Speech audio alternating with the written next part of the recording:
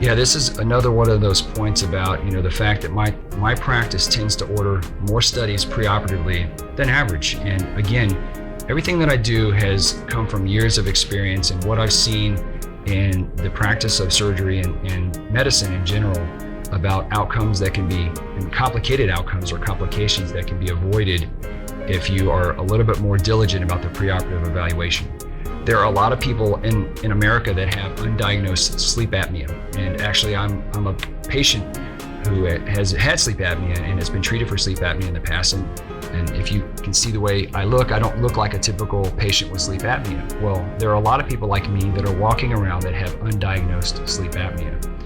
And for that reason, it's an important thing that we figure out before surgery. Why? Well, with surgical procedures, you have a significant amount of swelling sometimes around the airway, the lungs, the throat, and all of that edema that can happen just with any random procedure can cause more obstruction of your breathing. So if you already have underlying sleep apnea, and then you have a procedure that causes any airway edema, which typically happens when you put a tube down the throat to intubate a patient for surgery, and of course any procedure where you're on your face down for an extended period of time, all of that edema coupled with narcotics, which suppress the respiratory drive, can lead to really bad outcomes. As far as psychological evaluations goes, years ago, it was a very common practice for surgeons that were going to perform back fusion operations to send their patients for psychological evaluation. The reason that we do that nowadays, we've brought that back, is my father was a psychologist, and so I have a lot of experience, and I've talked to him at length about psychological evaluations and about the impact of psychological conditions on patients that have pain, specifically back pain.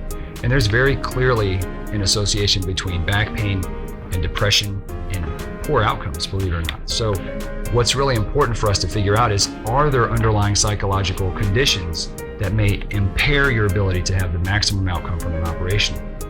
And if you do have anything that's there, it's important that we're aware of that and that we diagnose those things, and then of course provide you the appropriate treatment to maximize your outcome with surgery. People that are chronically depressed have a lower success rate with spinal fusion operations and with back pain procedures. And so we need to know if you have that. It doesn't mean that you're not a candidate for a fusion. It means that we need to know so that we can adequately and appropriately address those conditions and hopefully maximize your outcome in spite of them.